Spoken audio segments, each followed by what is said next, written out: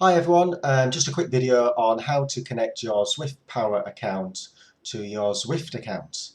Some people find that quite tricky, so I thought I'd do a quick video to show people how to do it. I find the best method is if you're on a PC. However, I do know lots of people don't have access to that. They use Zwift on their iPad or on their phone. So what I'm going to do today is hopefully show you a way to do it in both methods. What you probably need is a piece of paper just to write a few things down. Okay, so what I've done is I've already connected here or created a Zwift Power profile. So here I am. But the problem is I need to connect my Zwift Power profile with my Zwift account.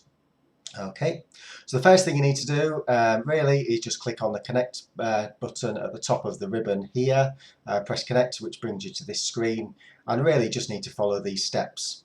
Okay, so the first one is to click through to Zwift.com and opt in that they can send your data through to Zwift Power, even though Zwift Power now is a Zwift company.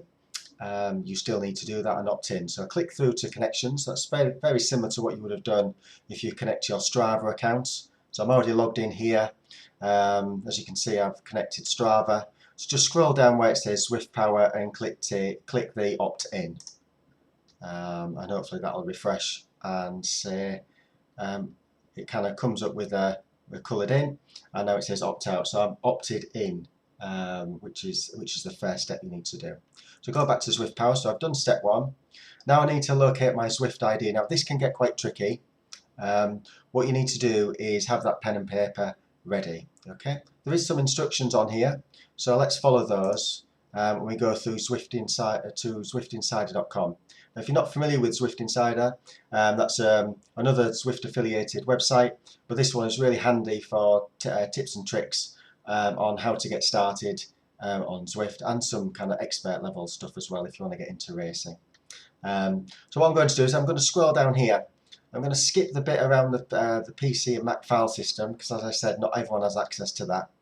So what I would do is follow this step here. So kind of follow the link here to your Zwift profile again. And what you want to do is to be able to see your activities. Okay, so hopefully that'll come up in a second. So here it's got the activity feed for me and my friends. So if I click on here, I just click on just me, and these are the activities that I need to have done. So I guess the first thing you need to have done, if you haven't used Zwift before, is to actually do a quick activity. That's one step you need to do. So I'll click on one activity here, which brings me into the detail of that activity. Nice little picture here. Click on the cog. This might look a bit smaller if you're on your mobile on iOS, but there should be a cog there to click and download fit file. So what you need to do is, unfortunately my camera is kind of blocking the link, but if you hover over it, the link in there is quite important. So what I'll do is I'll right click and copy link address. Again, because I'm on my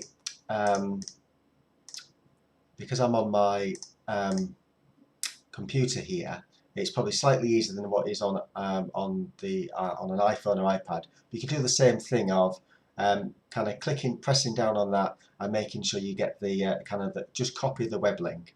What you can do is, if you copy that to like your notepad or something like that, what I'll do is here, if I just paste rather than paste to go to, what you're looking for is this number after prod. Okay, so for here, for me it's 806342.